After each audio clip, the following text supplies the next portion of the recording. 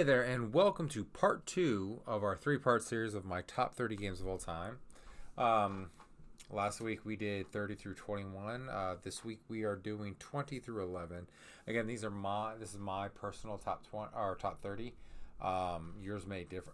Yours will definitely differ. There's no way that my top 30 is exactly the same as anybody else's. It'd be really weird if it is. But yeah, these are all kind of subjective. These are games that hit certain feels for me, like games I played over and over again. Whether I beat them or I didn't beat them, I kept coming back for more because I enjoyed playing them, which should be anybody's top 10, top 20, top 30 kind of thing. Just games you just love playing, and these are mine. So we're going to start off with number 20. Number 20 is a classic to me. If you're in your 40s like I am, Double Dragon 2. Probably the first two-player co-op game I ever played. I want to say it is. Like, I can't think of any other two-player co-op game, home console-wise, not counting beat-em-ups at the arcade. I think for a lot of people, this was your first two-player co-op game. It was just a lot of fun. Just you could play it where you could have friendly fire, no friendly fire. Just a lot of fun. This is in my memory, outside of Super Mario 1, the first game I remember beating. Like, my buddies and I, either I owned it, a friend owned it, or we just rented it all the time. Like, I really don't remember, but we played this game nonstop. So one of us had to own it, and we just played it, and we just kept beating it. We just beat it. Like, once we beat it the first time, we would just come back and beat it some more. So it was just a very fun beat 'em up. One of the first home console beat 'em ups that there was, and just a classic game. So just one of my all time favorites. And as far as like NES beat 'em ups go, this is the highest ranking one. No, I think looking ahead, the highest rated one is going to be River City Ransom for the Nintendo. Again, kind of the same as Double Dragon, just different art style. Beat 'em up, two-player co-op. You just go through. This one I never beat. This one I definitely never beat. And also, kind of fun fact, this is the first game, or this is the first like reference of sushi I ever saw. Like, because you go to shops and get food and equipment and buy things, and sushi was one of the power-ups to replenish your health. And this is the first time I'd ever heard about sushi, but this was like the late 80s, so I'm sure a lot of people in the U.S. hadn't heard about sushi yet at that point. But yeah, another fun beat 'em up game. Remember, you could pick bad guys up over your head and throw them. It was a blast. This had like the little blocky guys as compared to like Double Dragon, kind of more realistic proportions. Similar styles for the games, just a lot of fun.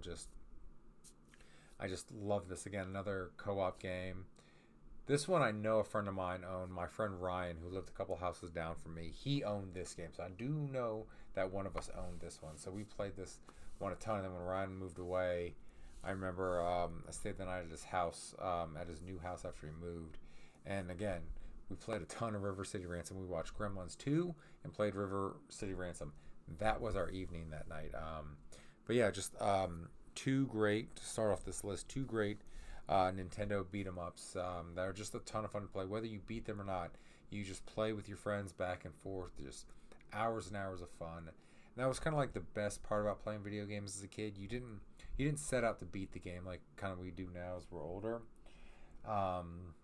As a kid, you just played the game for fun. You didn't like think about an ending or story or anything like that. You just played them because you enjoyed them. So that's kind of how I feel about these two games. Double Dragon 2, like I said, I definitely beat. River City Ransom, I never beat. I'm going to have to see if that's on Switch Online. If not, I'm going to have to go buy it for the Nintendo. I will have to beat River City Ransom. That's like something from my childhood that I need to do. So that's number 19. We're about to see what 18 is right now. And coming in at number 18. Wait a second here. My hair doesn't look the same. My shirt's different. What happened? The magic of editing, ladies and gentlemen. But actually, in all honesty, I was filming it. I started doing it. And then I got really tired. And I was like, I want to go to bed. So I went to bed. And I liked the way I did the first two games. So I left it in. And I was like, we'll just have that continuity error. Because we're a fly-by-night operation here at the old Nintendo 64 homestead. So, yeah. So let's keep this countdown rolling. Let's go with number 18, Yakuza Like a Dragon for the Xbox One, PS4. This was the game that kind of got me into the Yakuza series. I always because they were on Game Pass. I always meant to try them out, but there was always like the looming backlog of games that I have. It was just kind of like, I don't know. I'll get through this backlog and then I'll try this game out. I'll do that. I'll do this, and just it never came to pass. But then when Yakuza Like a Dragon was announced originally on April Fool's that it was going to be this wacky RPG. It was going to take this beat 'em up game and make it into a wacky RPG. I became intrigued, but then it was April Fool's. I was like, well, eventually I'll check out the Yakuza games. But then that got so much buzz that the Sega and the game studio that makes it, it's covered up. I was like, I know the game studio, but I can't say it off the top of my head. They're like, oh, well, maybe we will make it a wacky RPG. And so that just intrigued me. I can't remember if I picked it up on launch or if I played it on Game Pass. But really, really like the game. And it's definitely, I think it's my favorite in the series. I've gone back and played a bunch of the games. So Like a Dragon, Infinite, that just came out this past year. Is fantastic as well. I kind of like how it combines it, it's a closing chapter kind of for Kiryu's story for the entire Like a Dragon / Yakuza series, depending on if you played it in the West or you played it in the East.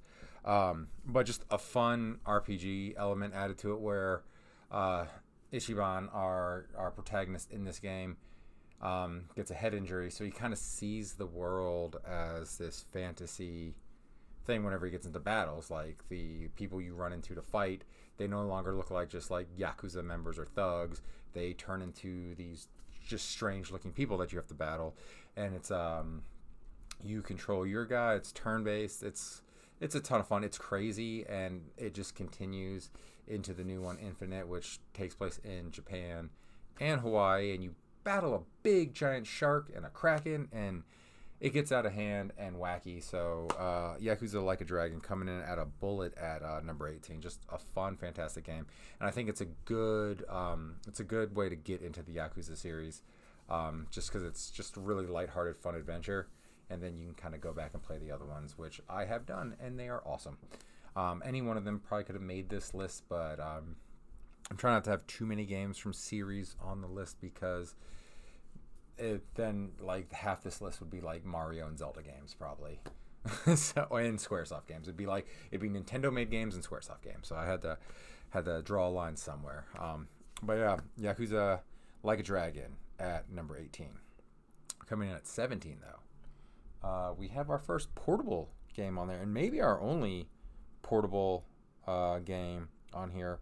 And this one, it could have been any number of games from the series, because when you play one, you've kind of played them all. It's really hard to screw this up. But I picked this particular one because it does the old school formula, but it has a new spin on it, a new coat of paint, and it just hooked me in, and I played hours and hours of it, even though it's a simple puzzle game, and that is Tetris DS. That's the Tetris game that holds all the Nintendo backgrounds and characters while you're playing. I remember I picked this up for my DS when it launched, and I would play hours and hours of it.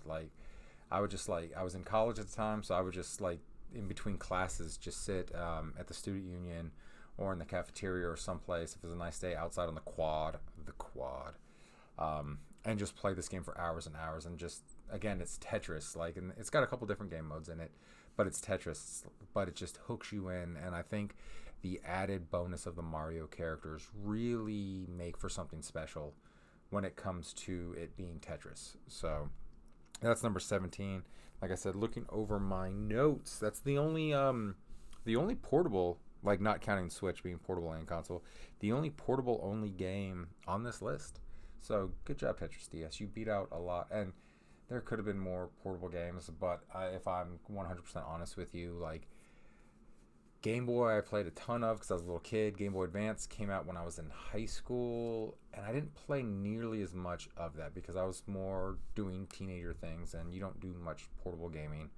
And then a lot of the 3DS stuff I played were remakes of things like the Final Fantasy games re-released on the DS,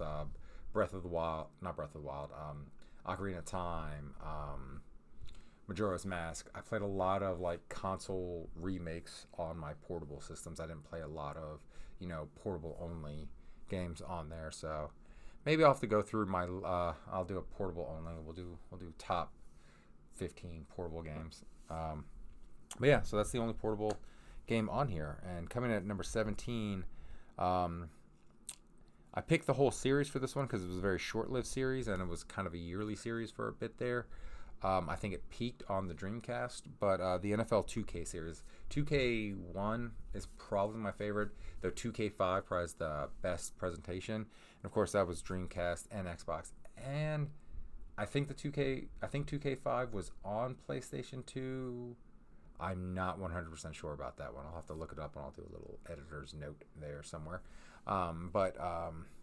Yeah, it's the best football series ever. I mean, I know the hype is around college football right now, and the NCAA series that EA did was always better than their Madden series, and Madden is still going strong because they have the NFL license. But the NFL 2K series it felt right.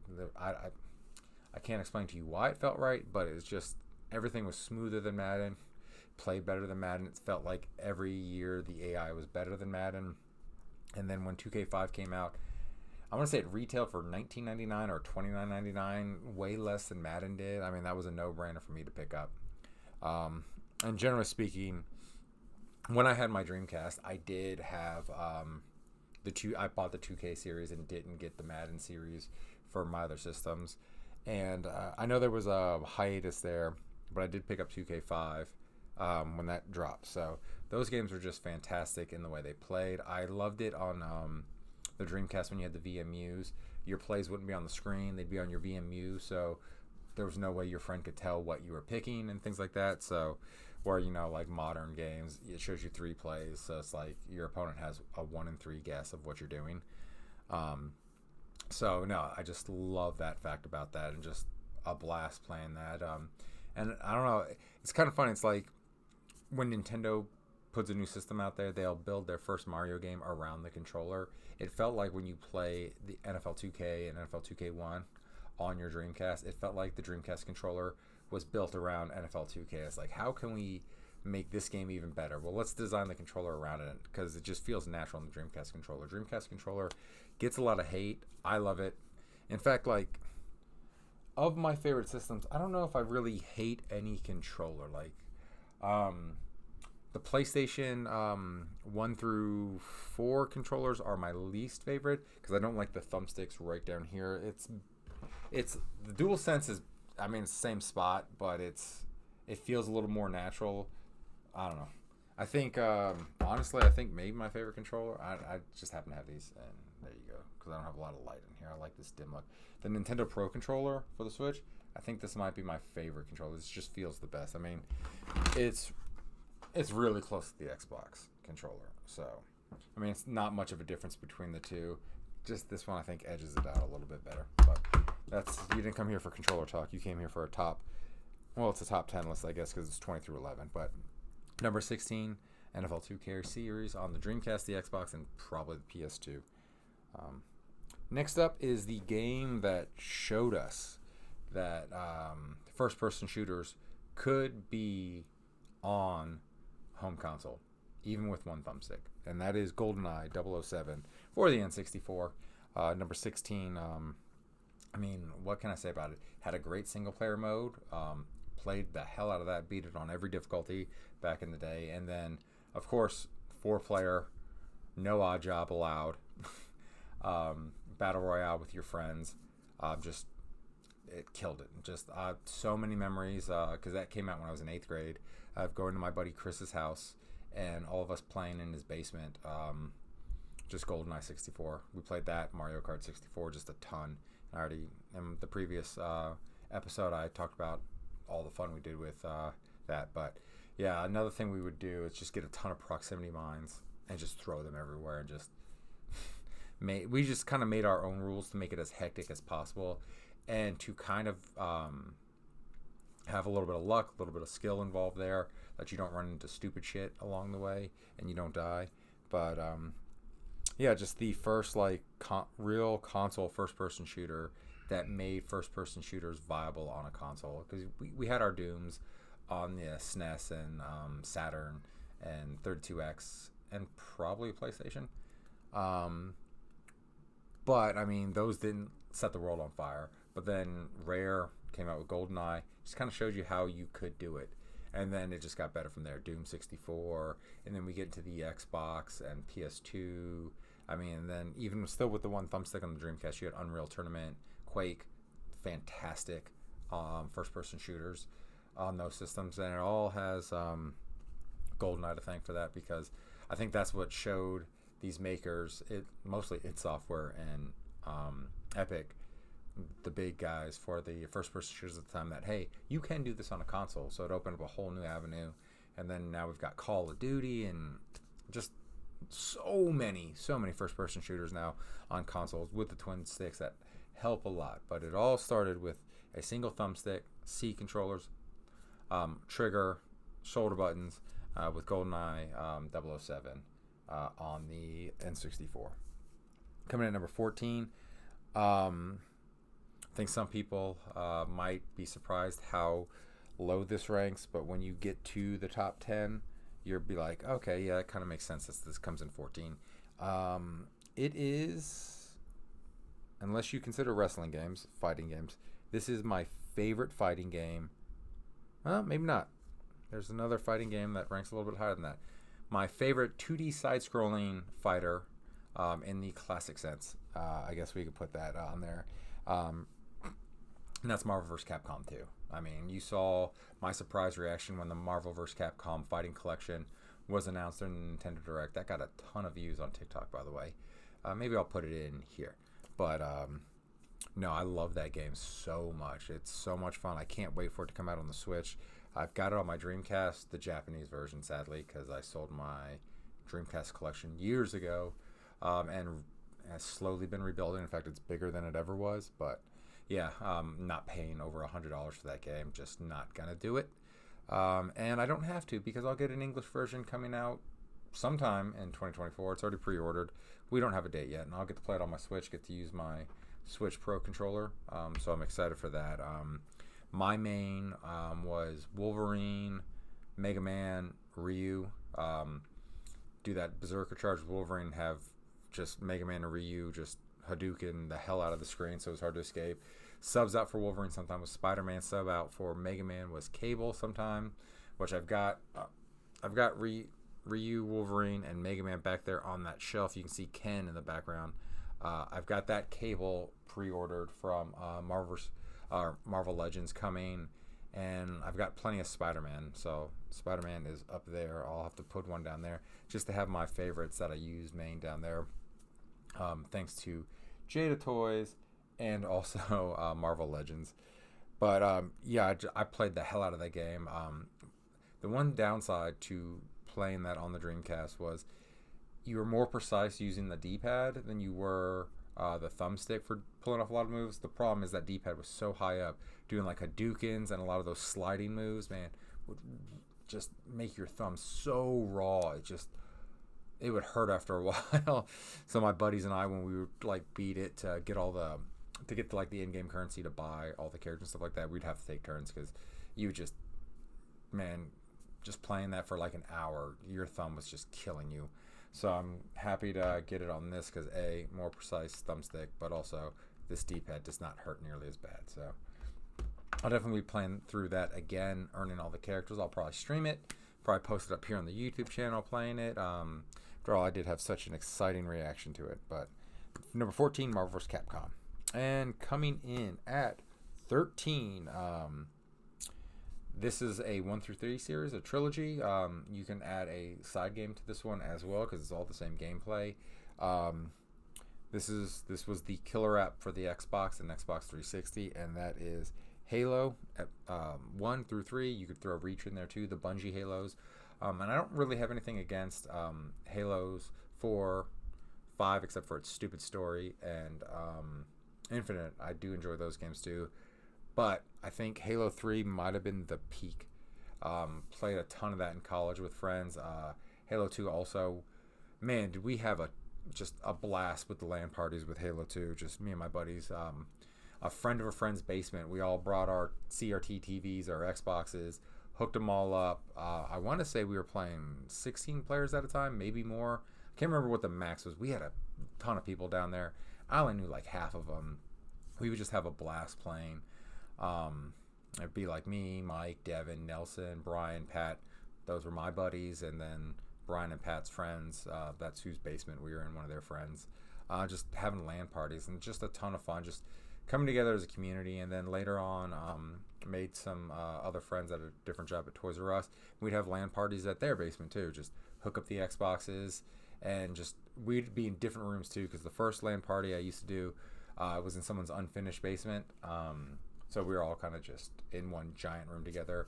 In my buddy Keish's house, it was a finished basement, so each team was in their own room. So it'd be one of those things like doors would close, just the LAN cables were running underneath the door, so we were all in like separate rooms playing 4v4v4, and it was just a blast. It was just a ton of fun.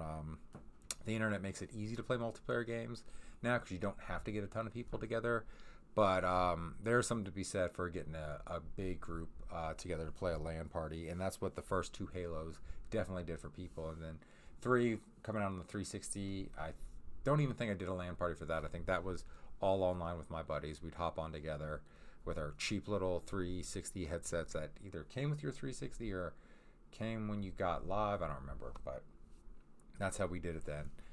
But those were just fun single player campaigns, just a blast playing multiplayer. And again, sign of your age, kind of thing like that. The older you get, the less fun you have playing these multiplayer games because you don't have the time all to get together. So you're playing a lot on your own or just with one friend and a bunch of strangers.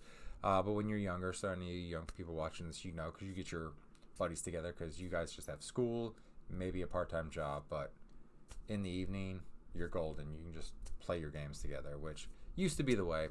And cherish those memories, young people. Cherish them. But that is number 13.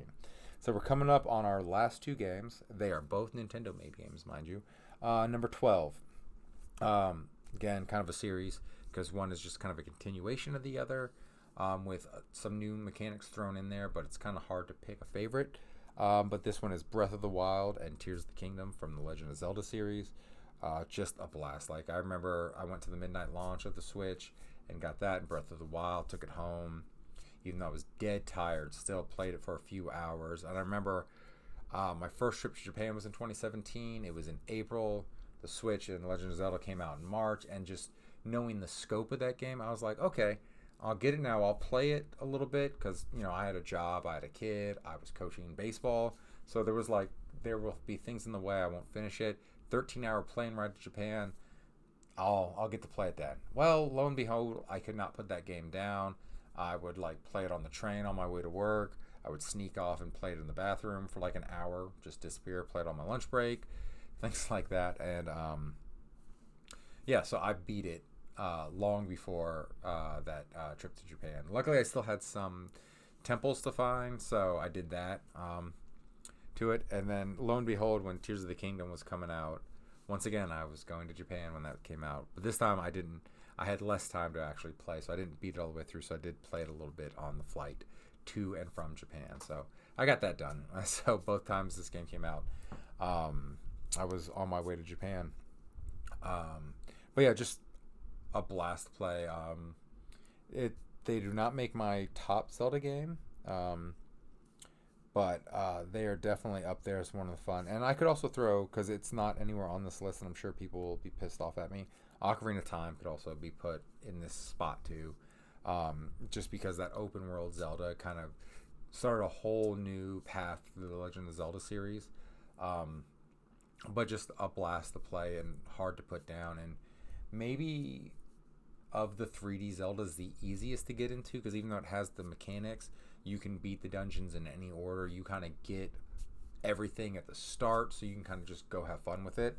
Whereas, you know, previous 3D Zeldas, you'd have to do the dungeons in order to get certain items to progress in those dungeons and things like that. So there was kind of a barrier there. You had to put in the time, where this one is like, here's everything.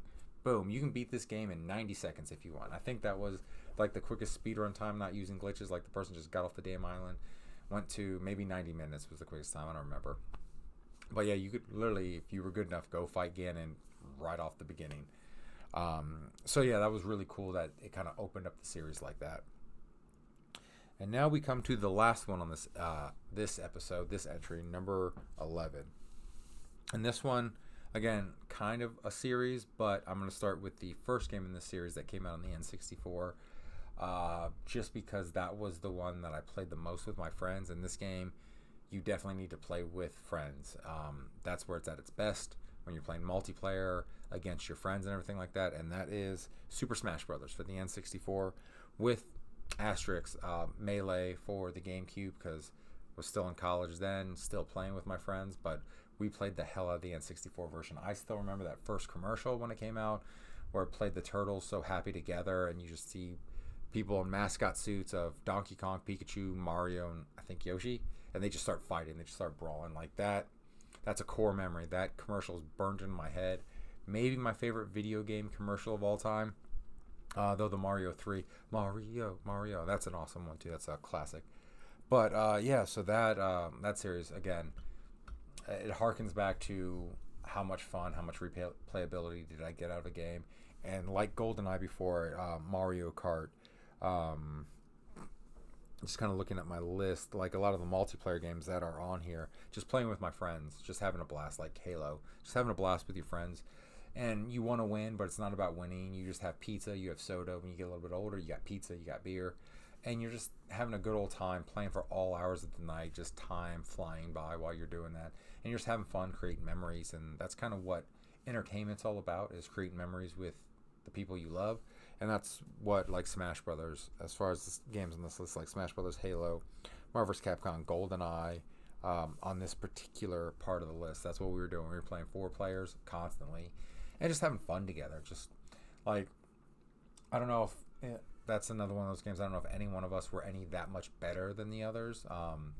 But we just had fun playing, and like anyone could win because of all the items thrown at you and just stage hedges and things like that. It just could be like, you could be kicking everyone's ass, and all of a sudden you just get hit by freaking the Arwing coming out of nowhere on the Star Fox level, or the lava coming up on the Samus level. Just things like that. Just total mayhem and hectic fun where you're just laughing, you're having a good time.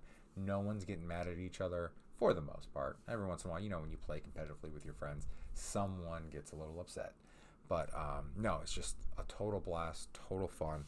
And I wouldn't trade those memories for anything. Like, I remember like just in my basement, in my room, in my buddy Mike's basement for Smash Brothers, just having a blast, just having a good time.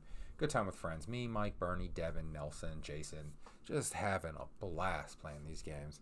And so that is where I'm going to leave with you on a happy friend, high school into college memory of playing Smash Brothers Brawl. Just a total great game. And just to recap this list, we're going to go from 30 down to 21. At 30, we've got Resident Evil 3 on the PS1. Plus, you can throw the remake in there, and we get a thumbs up because I don't know how that does that on the face cam.